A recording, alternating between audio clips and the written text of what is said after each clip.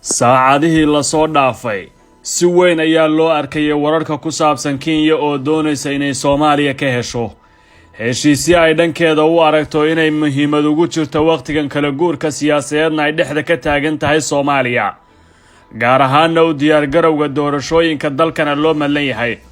waxa kale oo gudaha Kenya ayana ka jirta marxalad siyaasadeed oo adag oo ay sahayaan madaxweynaha iyo madaxweyne ku-xigeenka Kenya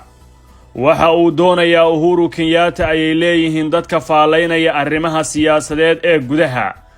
inuu iska dajiyo dhammaan culeysyada siyaasadeed xilli uu u diyaar garoobayo doorashooyinka gudaha ee dalkiisa waana inuu qanciyaa dhammaan ganacsatada jeebweynta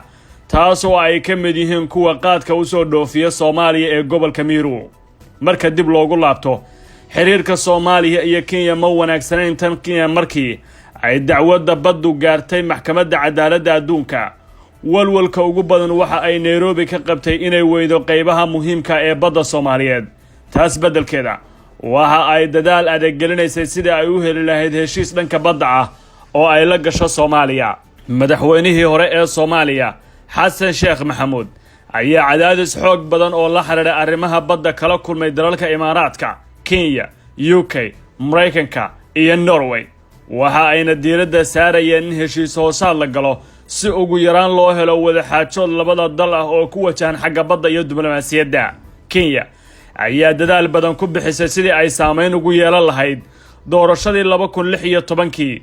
iyada oo dagaal dhanka dhaqaalaha iyo diblomaasiyadda la gashay madaxweynihii hore yoolkuna waxa uu ahaa imaanshaha madaxweyne kale oo ay ka hesho wada hadal in laga galo kiiska dacwadda badda laakiin dadaaladaas ayaa guul daraysay markii Farmaajo la doortay Farmaajo waxa uu sheegay bishii Abriil ee sanadkan inay dawlado waaweyn ku cadaadiyeen inuu kiiska dacwadda badda kala hadla Kenya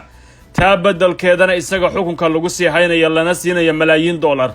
balse wuxuu sheegay inuu diiday dalabkaasi waxaana muuqanaysa waqti xaadirkan inay Kenya doonayso inay hesho hoggaan Soomaaliya oo damceeda fuliya dagaal la mid ah kii Xasan Sheekh ay xukunka ku dhaafisayna ay doonayso Farmaajo inay mar kale ku tijaabiso xukunkana ku dhaafiso Nairobi oo garwaaqsan in maxkamadda aan hadda dib looga celin karin kiiska dacwadda badda haddana waxa ay doonaysaa in haddii loo xukumo Soomaaliya ay Kenya wax ka hesho khayraadka ceelasha shidaal ugu yaraan 30% taas oo ay la qabaan qaar ka mid ah dawladaha waaweyn ee saameynta siyaasadeed ku leh arrimaha doorashooyinka Soomaaliya xiisadda cusub ee ka dhex bilaabatay madaxda dawladda federaalka ee Soomaaliya hadda xukunka jooga waxa loo arkaa xiisad diblomaasiyadeed oo saameyn ku leh arrimaha siyaasadda ee Kenya waxa ay Nairobi ku faraxsan tahay inay hesho cid jaangoyn siyaasadeed ku sameynaysa mustaqbalka dhow doorashada oo haddana aragtideeda ugu yaraan aan ka qabin shaki weyn talaabada Kenya waxa ay furaysaa albaab ka xirnaa 2 sano ee la soo dhaafay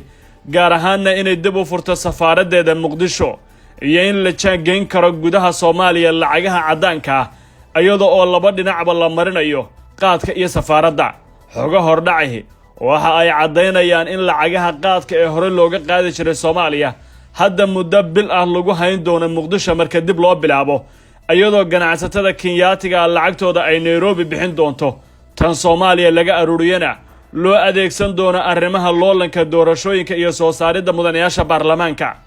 dadka la socda xaaladda siyaasadda Kenya iyo Soomaaliya waxa ay rumaysan yihiin in Nairobi ay u soo banbaxday dagaalka Farmaajo si ay u dhaafiso kursiga madaxweynenimada si la mid ah sidii Xasan Sheekh iyadoo aan haysan hubanti ah in madaxweynaha bedeli doona uu dhankeeda soo mari doono iyo in kale laakiin ay dadaalkiisa ku bixin doonto sidii madaxweynaha hadda jooga xukunka uu ku dhaafi lahaa Transfer Galaxy waxay iga caawisay inay si kan xiriir fiican aniga asxaabtay iyo waalidkayga Transfer Galaxy waxaan u doortay sida uu u sahlan yahay iyo sida uu u dhaqso badan yahay ma jeceshahay inaad barato Qur'aanka Kariimka ah iyo culumta shariicada ugu kaalay markaska